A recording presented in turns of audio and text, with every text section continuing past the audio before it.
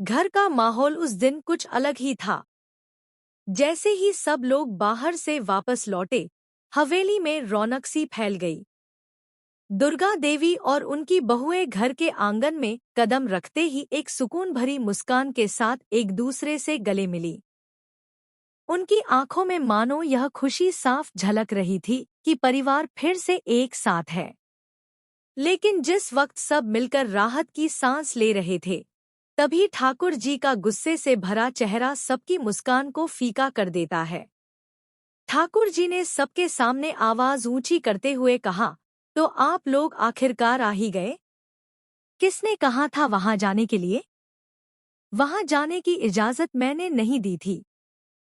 बार बार मना करने के बावजूद आप सब गए और अब लौटकर ऐसे खड़े हो जैसे कुछ हुआ ही न हो। उनकी बातों में ताना था, तिरस्कार था और एक छुपा हुआ रोष भी। उनके शब्द सुनकर पूरे घर में सन्नाटा छा गया। लेकिन दुर्गा देवी ने इस बार चुप रहने की बजाय अपने दिल की बात कह डाली। वह आगे बढ़ी और गहरी सांस लेकर बोली, बस कीजिए ठाकुर जी, अब और बर्दाश्त नहीं होता। आपकी बातों की वजह से ही मेरे और मेरे भाई के बीच इतना बड़ा फासला आ गया था। अगर मेरी छोटी बहू आहाना न होती तो आज शायद मेरा और मेरे भाई का रिश्ता हमेशा के लिए खत्म हो जाता। लेकिन उसी ने हमारी टूट चुकी डोर को फिर से जोड़ दिया है। पूरा घर हैरानी में डूब गया। सबकी निगाहें आहाना की तरफ घूम गईं। वह विनम्रता से चुपचाप खड़ी थी, लेकिन उसकी आंखों में सच्चाई और मासूमियत झलक रही थी। दुर्गा देवी ने आगे कहा, यह घर मेरे पति ने इसलिए बनाया था ताकि सब लोग मिलजुल कर रहें, एक दूसरे का सहारा बने। और आज जब वो हमारे बीच नहीं है, तो यह मेरी जिम्मेदारी है कि उनके सपनों को पूरा करूं। इस घर की मालकिन मैं हूं और आगे से इस घर में वही होगा जो मेरी मर्जी होगी। जिसे यह पसंद न हो, वह यहाँ से जा सकता है। उनकी आवाज में इतना आत्मविश्वास और दृढ़ता थी कि हर कोई स्तब्ध रह गया। ठाकुर जी अंदर ही अंदर क्रोध से जल रही थी, खासकर तब जब दुर्गा देवी ने अपनी छोटी बहू आहाना की खुले दिल से तारीफ की। यह सुनकर ठाकुर जी के चेहरे पर ईर्ष्या साफ झलक उठी।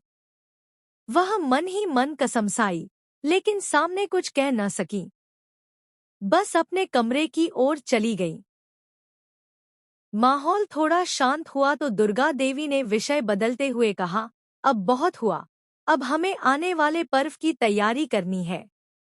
जन्माष्टमी आने वाली है और इस बार हम इसे बेहद धूमधाम से मनाएंगे। पूरे घर में हलचल मच गई। सबके चेहरों पर खुशी लौट आई। जन्माष्टमी का नाम सुनते ही माहौल में एक नई ऊर्जा भर गई। दुर्गा देवी ने सबको बुलाकर कहा, इस बार की पूजा भव्य होनी चाहिए। घर का हर बेटा अपनी तरफ से कुछ न कुछ योगदान देगा। यह सिर्फ पूजा नहीं होगी, बल्कि परिवार के एकजुट होने का प्रतीक होगी। सभी बेटे सिर हिलाकर हामी भरते हैं, लेकिन तभी माहौल पलट जाता है जब सबसे छोटे बेटे अर्जुन, जिसे सब प्यार से छोटू कहते हैं, धीमी आवाज में कहता है, माँ, मैं इस बार पैसे नहीं दे पाऊंगा। इस महीने मेरे ऊपर बहुत खर्च हो चुका है। मेरा मन तो है मदद करने का, लेकिन मेरी मजबूरी है। यह सुनकर सब परिवारजन हैरान रह जाते हैं।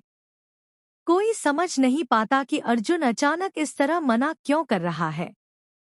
ठाकुर जी तो जैसे इसी मौके का इंतजार कर रही थी।